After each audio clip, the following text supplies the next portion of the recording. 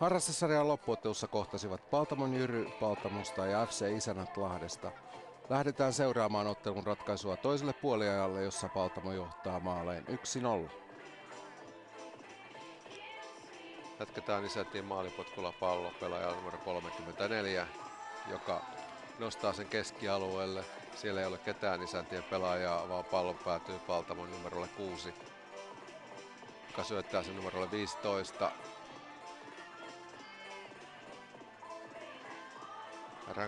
Isäntien rangaistusrajan tuntumassa pelaillaan.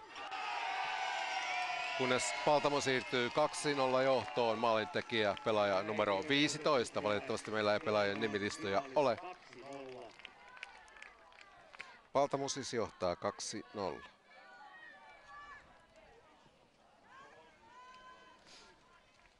Paltamo Jyry siinä keltapäitäinen joukkue teki maalin.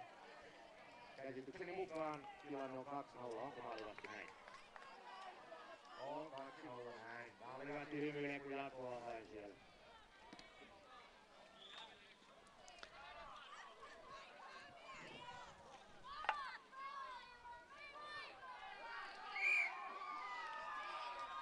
Ja toista puoliaikaa jatketaan Paltamon maalin jälkeen keskialoituksella. Isäntien aloituksella pallo Isäntien numerolla 34, joka menettää sen Paltamon Jyrylle. Jyry lähtee hyökkäykseen, joka kuitenkin katkaistaan Isäntien pelialueen puolessa välissä.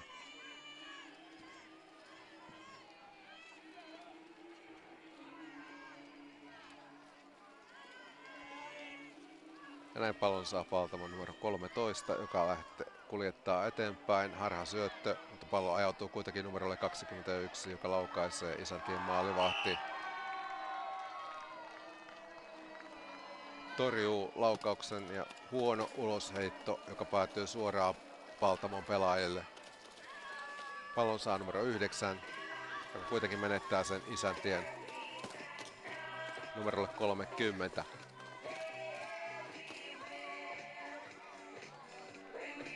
Keskialueen pallottelua. Pallo Paltamon joukkueen numerolla 21. Tällä hetkellä on 0-0.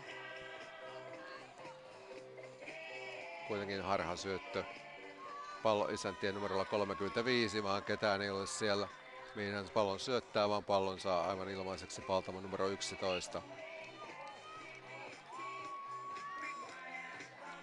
Toista puoliaikaa siis mennään tässä harrastesarjan MM-finaalissa, jota johtaa Paltamon Jyry maaleen 2-0.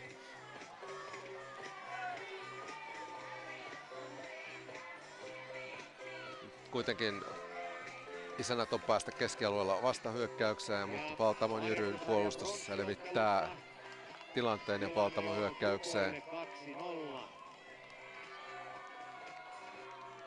Toista puoliaikaa käydään täällä. Näin ollaan edelleen Isäntien kenttäpuoliskolla, pallo Paltamon Jyryn joukkueella. On tilanne kukoille täällä. Kohta, sanoo vielä kärkimies. Ja pallo Paltamon pelaajalla numero 89, joka kuljettaa vie päätyrajalle keskitys, harhautuksia ja Isäntien maalivahti suorittaa loistavan torjunnan. Hänen äärettömästä nopeudestaan ei ole juurikaan hyötyä täällä. Ja näin peli päättyy Paltamon Jyryn voittoon 2-0. Harrastesarjan maailmanmestaruuden on voittanut Paltamon Jyry. Mestari 2007.